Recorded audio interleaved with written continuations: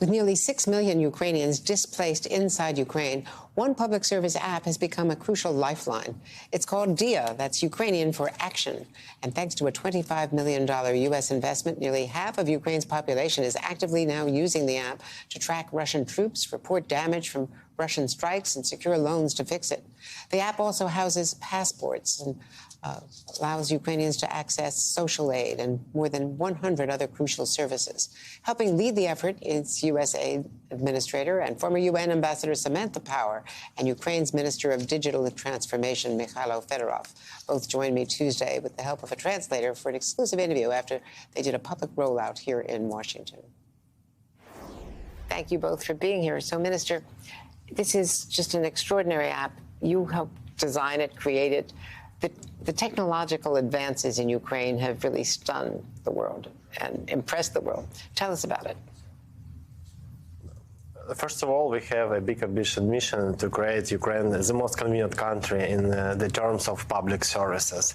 And we have a big potential for it, because in Ukraine now 300,000 IT specialists, and we have a political will to implement new transformation decisions to transform our country. And DIA is answer how we can build the most convenient country in the world. And we launched 100 services. We became the first country in the world who legalized and launched electronic passport. And now in Washington, we presented the opportunities of our digital country. It's just extraordinary.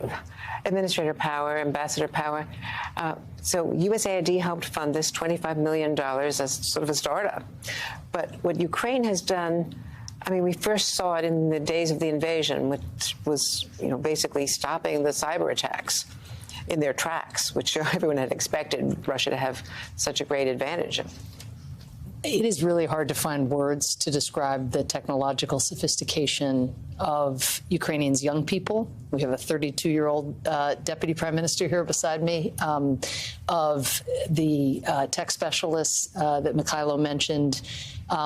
DIA was a gleam in someone's eye just in 2019, and here we are just 4 years later, a massive full-scale invasion later, and you have more than 120 services available to citizens. And they've adapted in wartime so skillfully. So now internally displaced people who would have had to wait in line and maybe outside, lining up for blocks to get access to payments, they just do it with one click on the phone.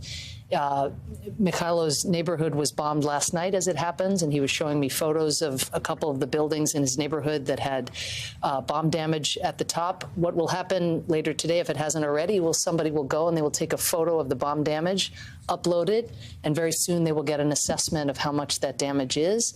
And after that, they will, with their phone, be able to then apply for compensation or for material support to fix the damage. It has just become one-stop shop, and it was Zelensky's vision in 2019 to create the start in the. It was Zelensky's vision in 2019 to create the state in a smartphone or the state in an app, and miraculously, the war hasn't slowed that progress down. It's accelerated the progress. The other aspect of it, Mikhailo talked about convenience, which I think citizens' experience of government is so much about, is government making my life simpler and more convenient, or is it making it harder? And this app is something that I think the president in Ukraine has used to enhance the state's legitimacy, which of course is up anyway because of the invasion. But nonetheless, this is about democracy delivering in the lives of citizens, which is something President Biden talks a lot about as well. How do you stop the Russians from being able to access some of these damage assessments and troop assessments that you're able to transmit through the app? Because cybersecurity is fundamental of our successful history. Because cybersecurity is fundamental to the success of your whole history, because of where you live. Cybersecurity is a foundation of our product, because we support the approach, the product by design, cybersecurity by design.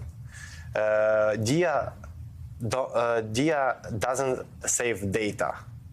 DIA is a platform which connect the different registers. So the vulnerability that you would have if the government was storing all the data, the vulnerability to hackers, but also privacy and surveillance concerns, they have addressed as a design feature by creating the platform, but not the government itself storing the data.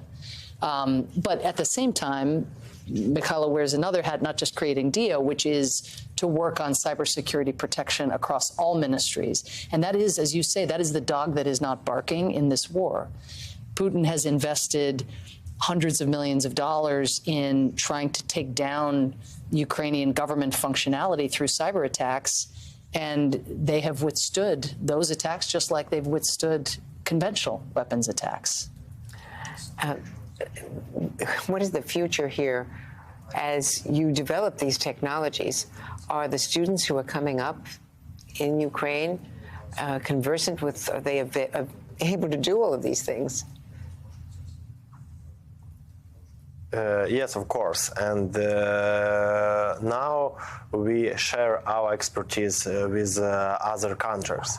For example, Estonia will launch their government app on basis of DIA code. Estonia. The #1 e-governance country in the world. It will be in 2 weeks.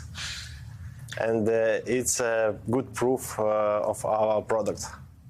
So another export from Ukraine in the middle of a war. Well, you can see on his jacket, the Ukrainian flag is Ukrainian wheat, and that is symbolic of how much wheat Ukraine has shipped to the world, of course, as the breadbasket, but now it is becoming known for its tech. And the fact that Estonia, which is the stuff of legend for its e-governance, is turning to Ukraine to get access to its code and its software. And USAID is now working with the Ukrainian government to look at other developing countries in Africa and beyond that could use this kind of digital infrastructure, including the cybersecurity protection. Well, Minister Fedorov, thank you so much. It's such a treat to meet you and to learn all about this. And Ambassador Power, this is just another way that USAID is expanding its reach throughout the world under you. Thank you. Thank you, Andrea. Thank you.